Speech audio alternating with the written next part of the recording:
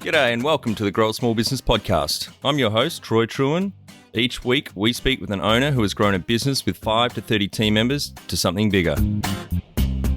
Diving into their numbers and unearthing the pain they've experienced, we explore what they did to overcome each barrier and what they would do differently from day one. Let's get into it. Welcome everyone. Today I'm interviewing Mike Geller from Tegrita in Toronto, Canada. Thanks for your time today, Mike. Pleasure to be here. Let's start with how we know each other. So Lindsay from Scribe reached out and thought you might be a good guest to come on the cast because the book that you've just launched a month ago, Scribe helped you put all that together and publish it. That's right.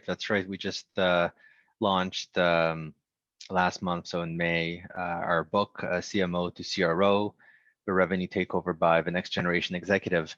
And we worked with Scribe to help put that together, and it's been a great process working with them. Great. Well, we'll definitely link through to the book in the show notes, and looking forward to hearing all about that and your business. So tell our audience a bit about your business, what it does and how it makes money. Yeah, absolutely. So we're a consultancy. So we work with our clients in the marketing technology space to help them make use of their marketing technology. We further specialize in marketing automation, largely because that's where my history is, but we've expanded beyond that since that time. So we'll help our clients implement the technology, manage the technology, work with them to figure out what their strategy is and how to action it through the technology. And traditionally, our clients are businesses that sell to other businesses, and as well as actually we have a lot of people in the sports and entertainment space as well. So a bunch of pro teams here in the US and Canada. Yeah, right. And what kind of technology systems do you focus on? What areas? So marketing technology. So anything that is involved with helping marketers market. Mm-hmm. So our favorite platform from market automation standpoint is Eloqua, and Eloqua is something that Oracle bought I don't know, 9 years ago now. Time flies. How do you spell that? I've never heard of this platform. Eloqua, Eloqua. Isn't ironically that the first rule of marketing, to have a product or a business name that you can easily remember, let alone spell? Right. Yeah. So, I mean, it comes from a word eloquent because It started out as a chat tool back in 2000, I think. And it kind of evolved into this automation behemoth that it is today. So it's interesting how things start and where they end up. But when we think about Eloqua and marketing automation, so the other common players in the space would be Marketo, would be Pardot, which is now part of Salesforce. There's Responses. There's ExactTarget, which is also part of Salesforce's marketing cloud. So yeah, and to that end, I guess Marketo is part of Adobe Cloud too. So yeah, right. They acquired that a year ago. So what kind of areas do these platforms help with the marketing automation? Yeah, so let's say you have an event, or more appropriate for today, because you don't have an event today. You have a form on your website, and somebody fills that out, and the data gets captured in the database, and a follow-up email can then be sent to that person. And so the marketing automation system can do that. It'll capture the data. It'll then send an email to them if that is what you want. It'll monitor for activity and engagement with the email to figure out if another message needs to be sent, and it'll look to see what other things you were interested in on the website, so that emails relevant to your interests could be sent. And depending on the information that you provide and the level of engagement that you show, maybe somebody on the sales side needs to be notified that you exist and you submitted a form. And so that would go to the CRM system all automatically. So right. Instead of a person having to manage that, there's a system that manages all this. Yeah. And that's a specific example for lead generation. But let's say you have a product and you are trying to get people to opt into a free trial, and then convert them. So let's say you have a video conferencing software that you're selling, and you would you want to capture people, you want to give them a free trial, but then you need to nurture them through that free trial so that they know how to use your product. Yep. And so you want to have scheduled automatic emails. You don't want to be spending time every single day generating a list from your system to see how many people are in a free trial. Let me send them this message, because that would literally take all day. Yep. So instead, you set up a workflow, you set up a process to achieve a particular business goal, such as education of trial or conversion of trial, increase the conversion, increase revenue, and so on. And you would action that in the marketing automation platform. And automation is the key word here. Yeah, but also part of what you guys offer as a consultancy, I'm guessing, is to help with that messaging and the copy to make sure that the education is getting across effectively. Yeah, absolutely. So we will look at the messaging. We will work with our clients to make sure that they understand what their goals are, because we can't measure success if success isn't defined ahead of time. Yeah. So we work with them to make sure they have success defined, and if they don't, we'll actually stop them and say, we're going to waste your money, we're going to waste your budget. If we keep going, let's instead figure out what your objectives are, and then work backwards from that to see how we can use technology to achieve those objectives. Yeah, great. And how did you start out? Well, I guess you could say I was fired. Yeah, right. So back in the last time the world was in a financial crisis, so 2008, I guess, I joined Eloqua. So I was working at Eloqua as an implementation consultant for about 6 months.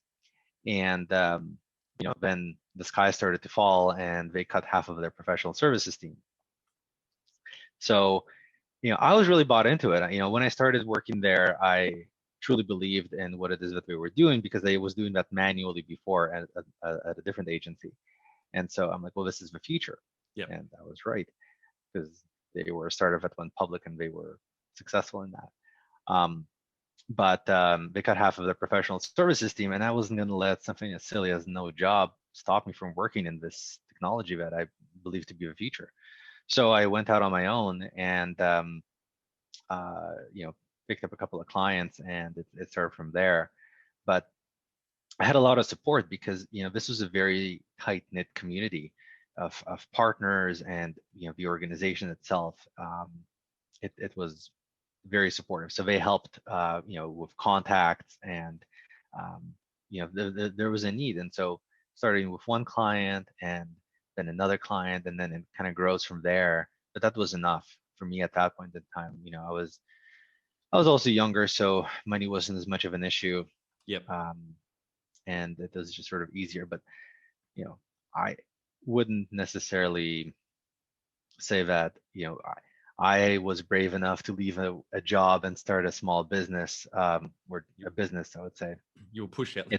Pushed into. Yeah, I was pushed out the door. But it was probably the best thing that ever happened to me in that sense. Yep.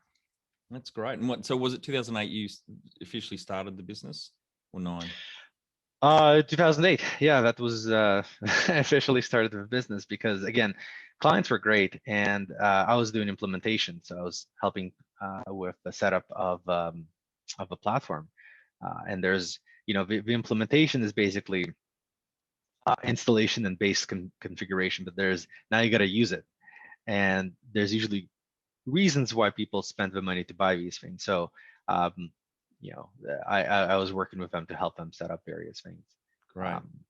And it just sort of evolved from there. Word of mouth was really key to the initial growth.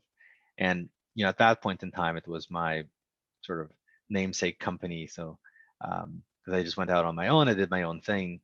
And about 6 months later, one of the people that I worked with at Eloqua, he also chose to leave. So he chose to leave. Yep. And wanted to do the same thing that I was doing. And he encouraged me actually to do that too.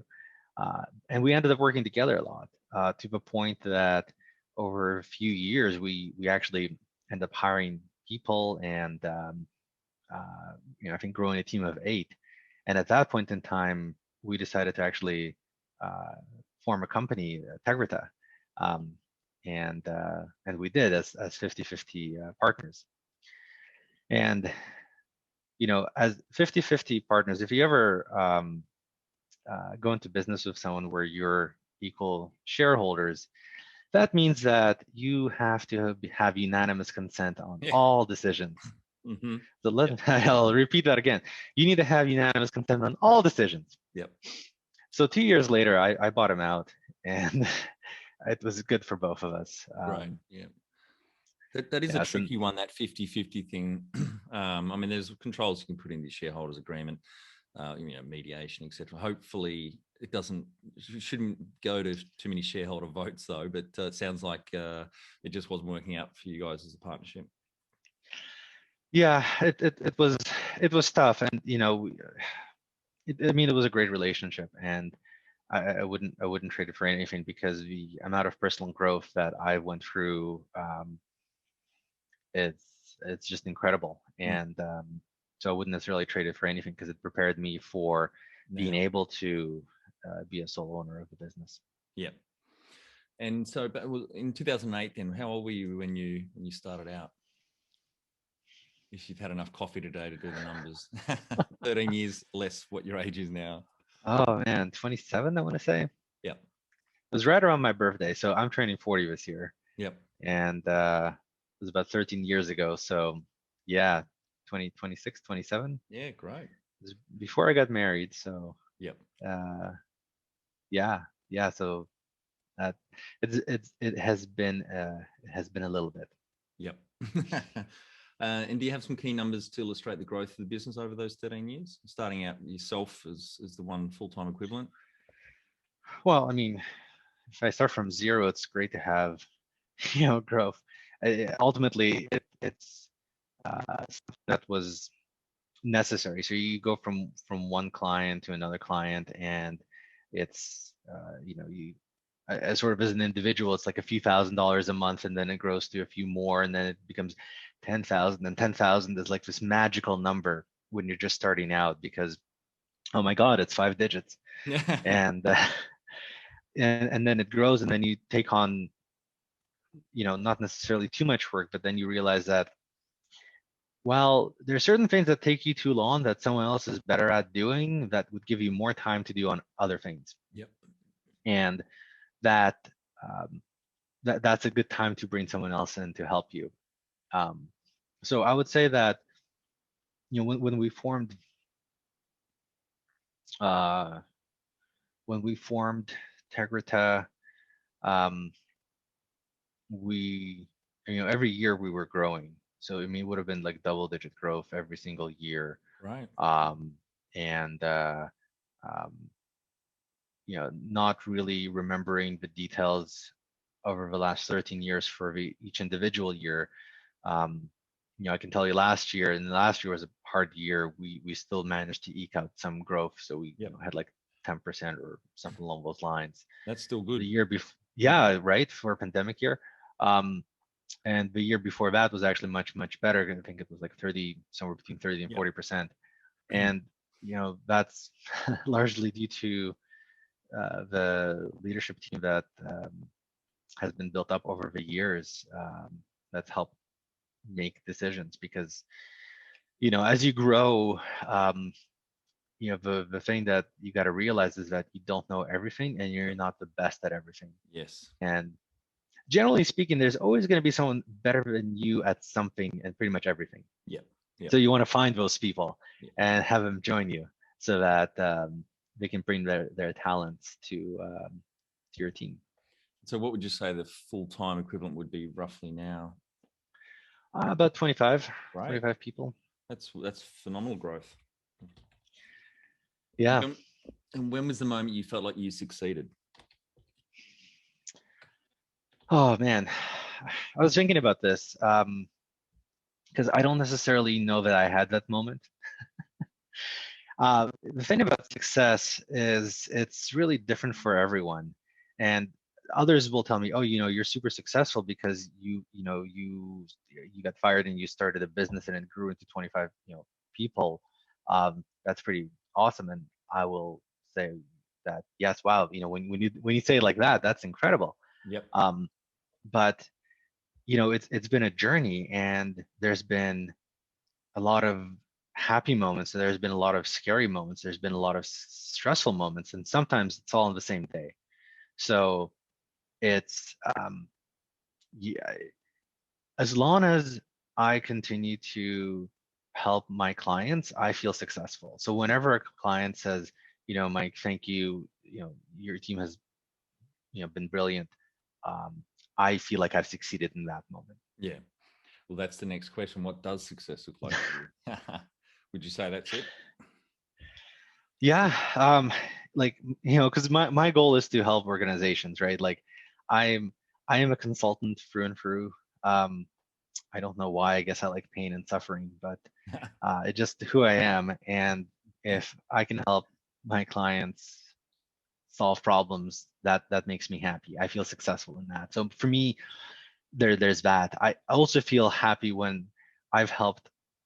So I've worked with a lot of really smart and capable people, and the people that I work with today are just some of the smartest people I've ever worked with. So I'm very grateful for that.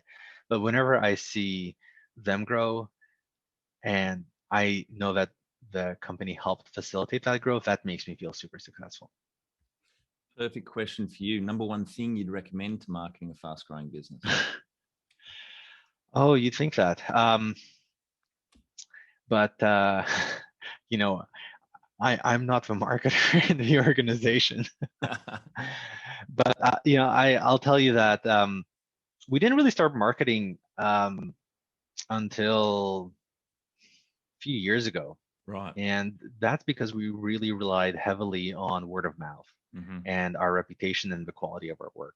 Yep. Because, you know, making sure that we do a good job, making sure that our clients are happy, and that what we create is scalable and sustainable is super important to me. So that goes around, right? So that has led to a lot of referrals and a lot of business growth in the early years. But as we expand to more platforms, as we expand to more technology,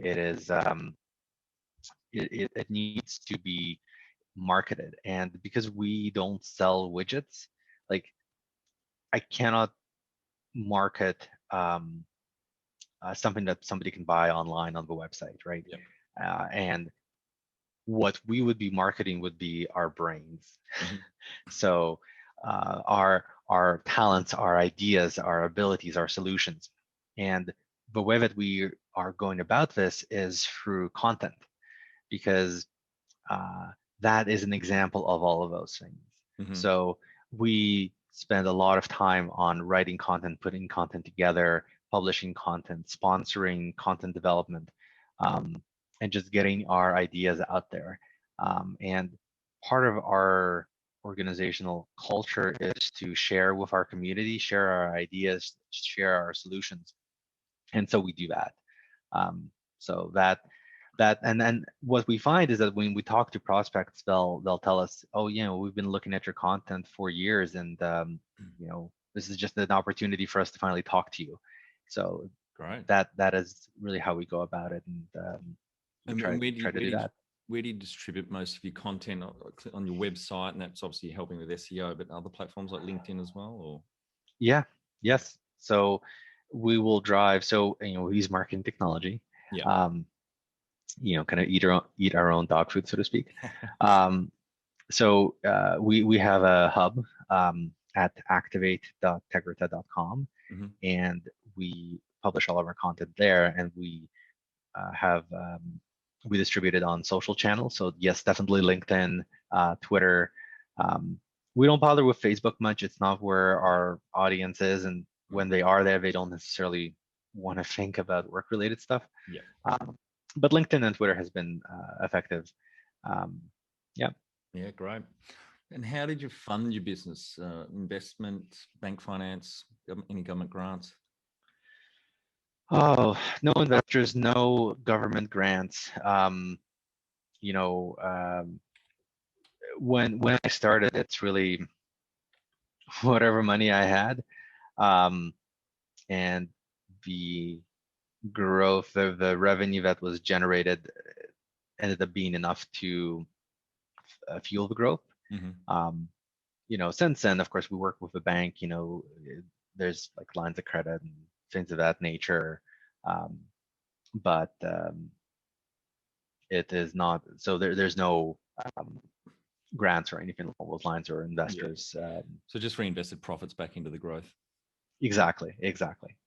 If you were to start up today with plenty of funding, would you go into your industry? Yes. It sounds like you got a real Absolutely. passion for what you do. I do. I really do.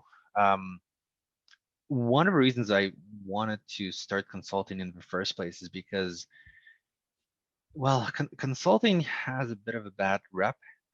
And, if you think about it, even the word consultant has con and insult built right in. I never thought about that. Yeah.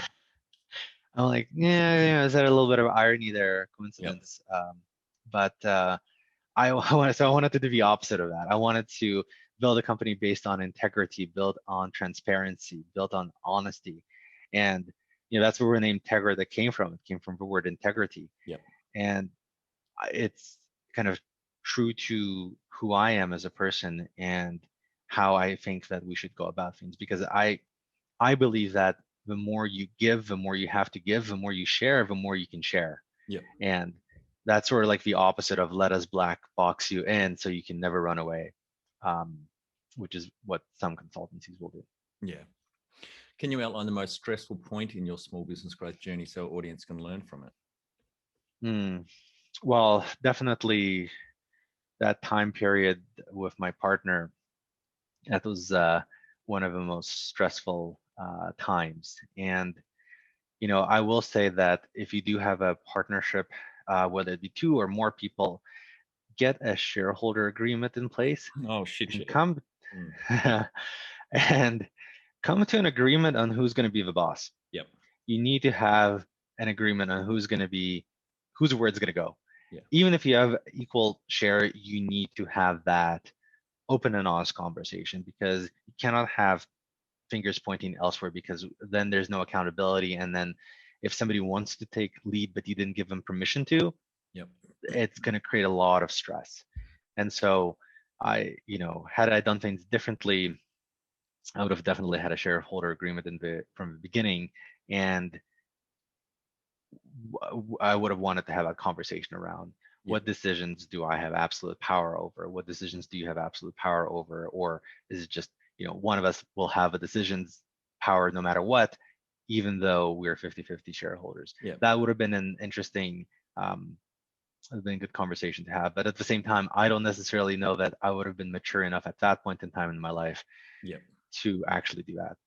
Yeah, it's very important. Otherwise, the business goes sideways if you're indecisive, you're infighting about things. You're not all on the same page and moving the business in the same direction. And it's difficult when there's only two partners. But you're absolutely right. Someone needs to be appointed to get that extra vote to make the decisions, especially the day-to-day ones, and get on with things. Yeah, exactly. What area in business do you feel you've had to work on the most, add the greatest value? Well, I'm a technologist, so I love working on technology, technical solutions. I'm a big whiteboard guy. I have a giant whiteboard behind me where I like to just draw things out, and it's like the size of my wall back there, just like several meters. I guess like 10 feet wide. Figuring out how data flows is one of my favorite things to do. So talking to clients, figuring out what their data models are, and getting them to work with the technology that they have, thinking through all the little nitty-gritty details associated with that. I really enjoy that. That brings me joy. But on the flip side, within the organization, sort of putting my CTO hat on, because that's the position that I ultimately assigned myself when this whole thing started. I love working on our technology within our organization. And we're a virtual organization. We don't have an office. We're all distributed, and that enabled us to. Before the pandemic? Oh yeah, from the get-go. Right. I've been working from home since 2008. Yeah. Great. It's like you're on my turf now. But although I will say, working from home and working from home with your wife also working from home and your kids going to school at home is not the same. No, It is not the same. it's not. Um, that has been a growth moment for me, Yep. to learn to work with all the distractions, but you get through it. So what have you had to work on the most to add the greatest value? So making sure that the technology that we have is effective for us to function as a business. Yep. And and that means having a lot of technology, but also a lot of process for that technology and a lot of standardization. So, as an example, we use Box for file share and collaboration. So all of our work is in Box. And what that means is that if my computer was to spontaneously combust, I can just go to an Apple store, get a new computer, and log in, and I don't lose anything. Yeah. And just sort of thinking through all of those things, how we communicate, where do we record everything, what is the technology that helps us be efficient with our clients. I love working on those things. That is fun. And sort of on a more geeky note, so right now we're actually going through a SOC 2 audit. For those that don't know, it's essentially a process where you create policies and procedures for everything based on a set of standards, and then a third party evaluates you in terms of how well you comply against your own processes.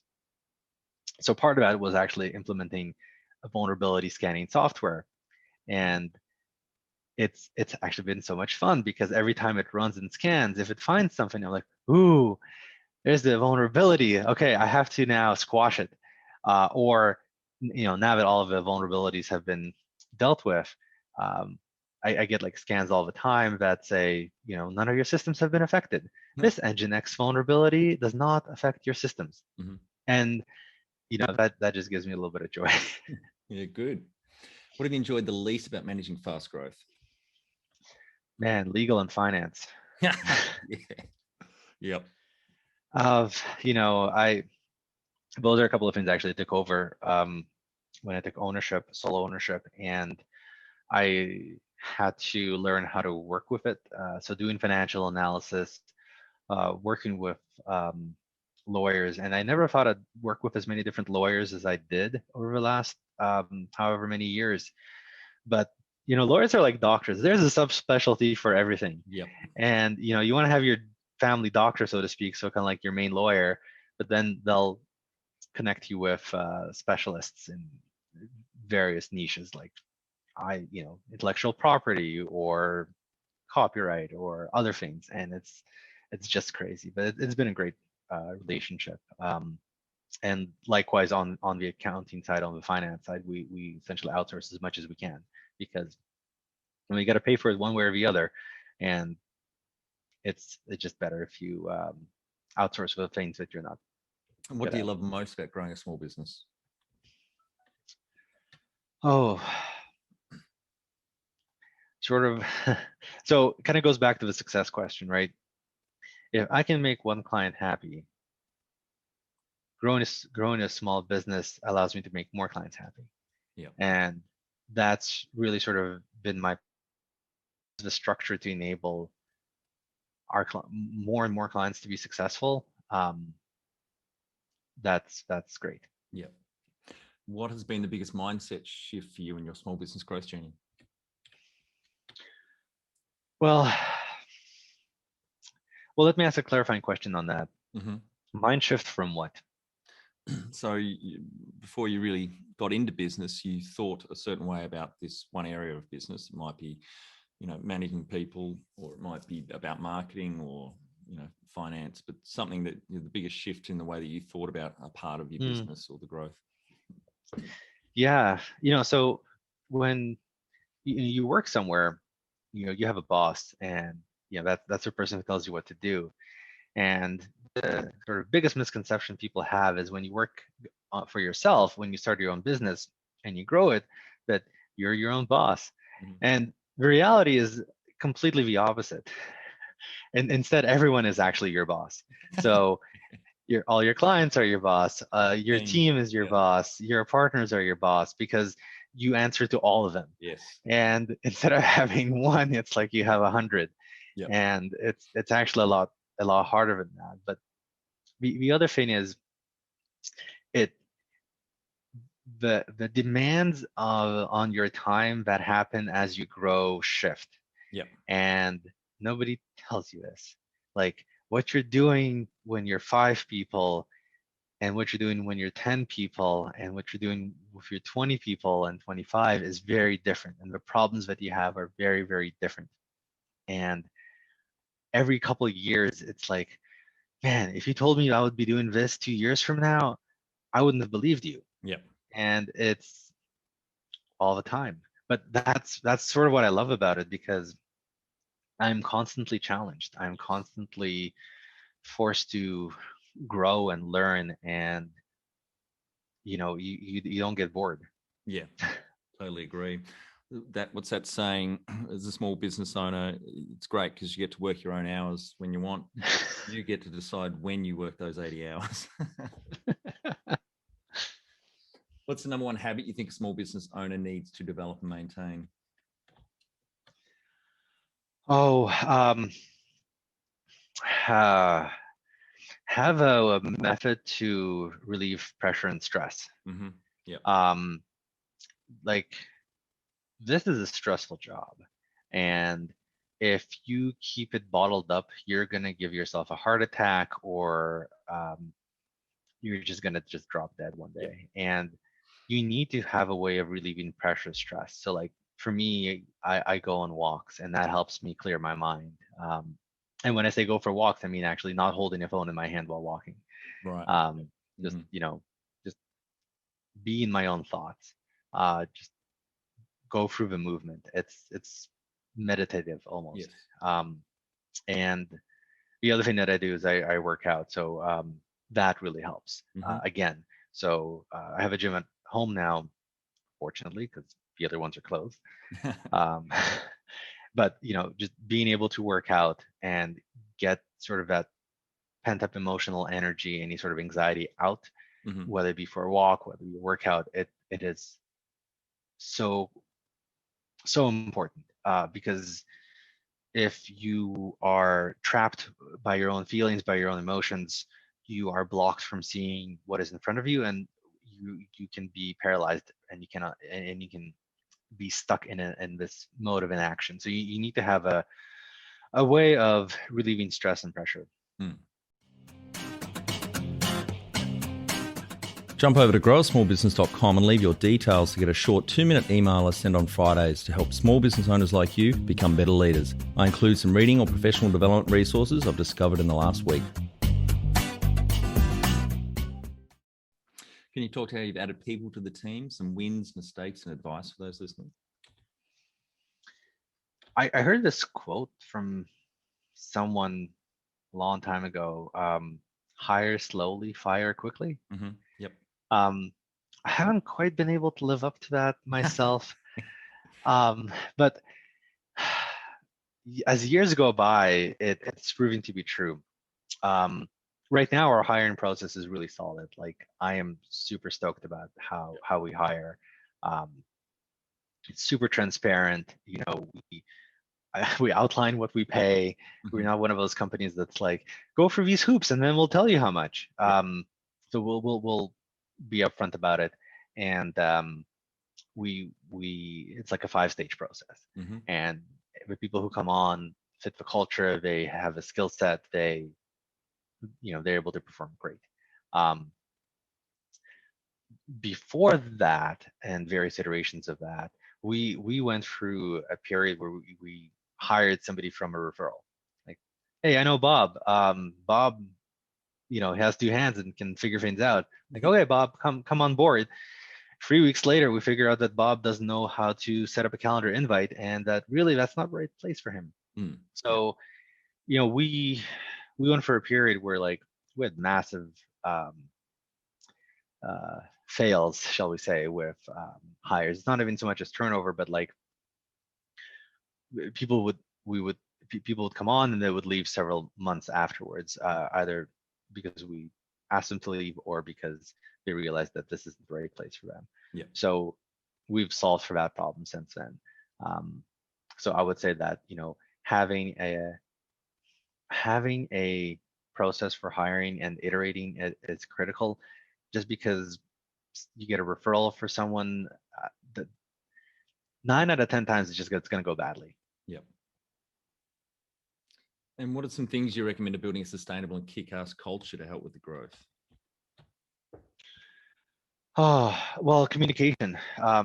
We have our tenets of communication, and we are transparent around what those are and how they can be actioned. Um, and culture is an interesting thing, because when you are a small, like when you have a few people, it's all like friendly, and you're all working together and you're having fun. And then, you like 10, 12, 15 people, and it's, more of that. But when you get to 20, something happens, and there's just too many people where you can start to have different divisions and clusters, and that culture that you had at 10 people, at 10, 15 people, it no longer works. It can actually work against you, and you have to articulate what you want the culture to be, and not once, but like every single time. Yep. Because and not just with words, but with actions and examples, because people will forget. You have to repeat over and over and over again, and you have to be true to your values, and you have to exemplify them. Tell our audience how you've handled balance. I mean, I think I've handled balanced okay personally. Now, I will say that I'm really fortunate in that I have an amazing wife who is my biggest fan and my biggest supporter, and I don't know that I would have been able to get to where I am without her support. So, she gives me the space I need to do what I need to do. And at the same time, I am not a workaholic. Yep. So I don't believe that you should be working 80 hours a week. Yeah. And the thing about work, like my mind is on the business all the time, or at least a lot of the time, and I don't have to be at my desk for that to be the case. But I also delegate. The way that we run the business, we have a management team, and we share responsibilities, so that it's not all me. And that way I don't have to constantly disappoint people about not getting things done in a unrealistic timeline, because I need to sleep, I need to eat, I need to spend time with my kids. Yep. If anything, that's been the nice thing about this pandemic, is that because I haven't been traveling, I've been spending a lot of time with my wife and my kids, and it's been great to have them all at home. Yeah, so balance. I've been really fortunate to have a support on the team and support at home. How much professional development have you invested in yourself? Not as much as I would have liked.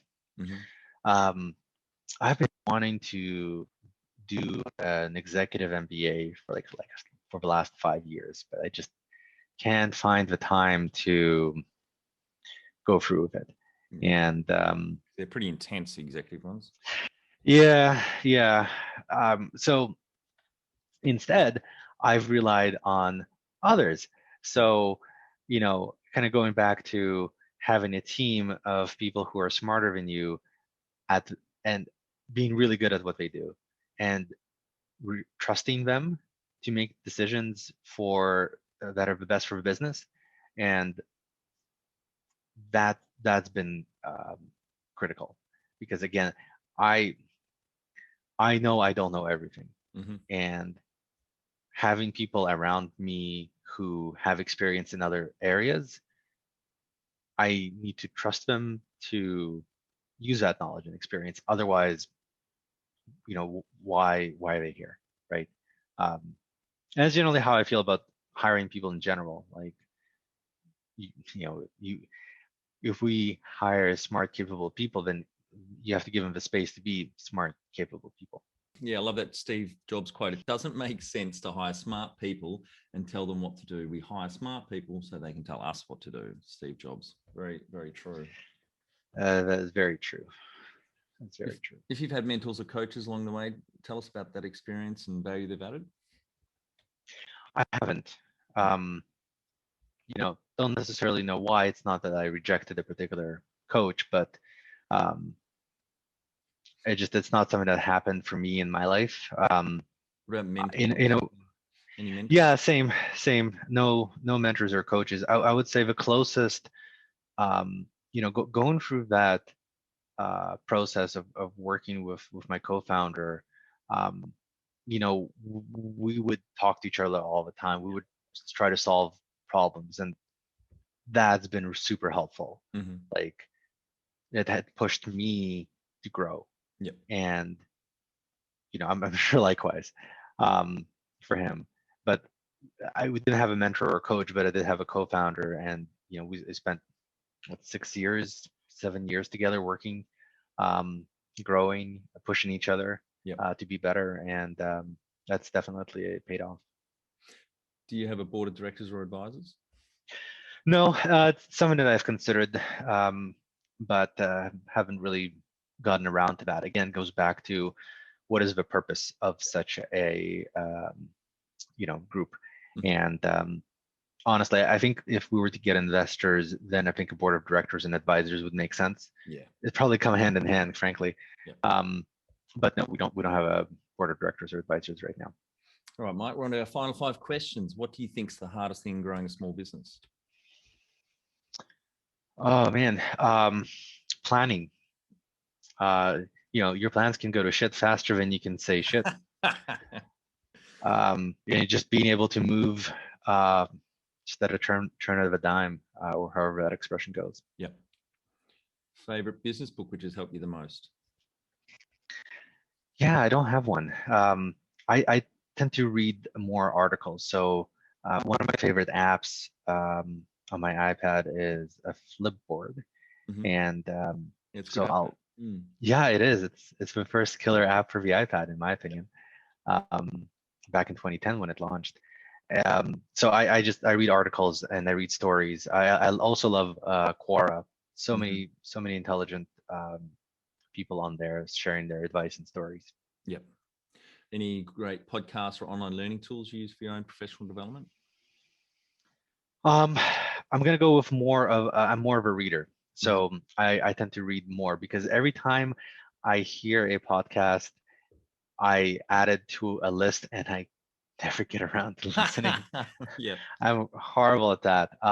But reading, it's easier because I can sit down and I can read for a little bit and then I can keep going, and I find it worked well. It's working well for me. One tool you'd recommend to help grow a small business?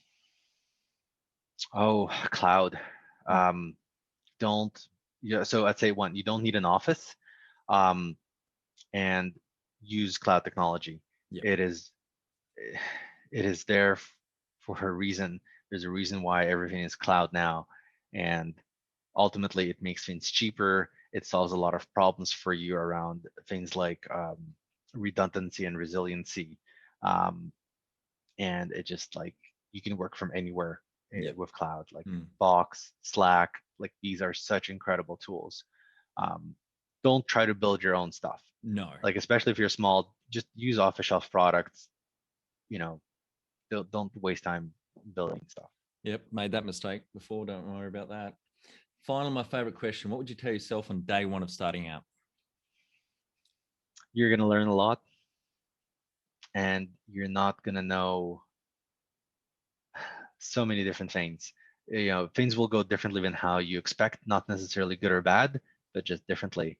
And just be open-minded. Expect the unexpected. Thanks, Mike, for your time today. I think the audience get a lot of value out of you sharing your journey with us, and congratulations on the growth, and really appreciate your time. We'll link through to the book as well and in the show notes, and thank you. Thank you so much. And for our audience, we would greatly appreciate a review in iTunes or whatever platform you listen to us on. More reviews means we bubble up higher in iTunes, etc. So more business owners looking for podcast help with their growth will find us.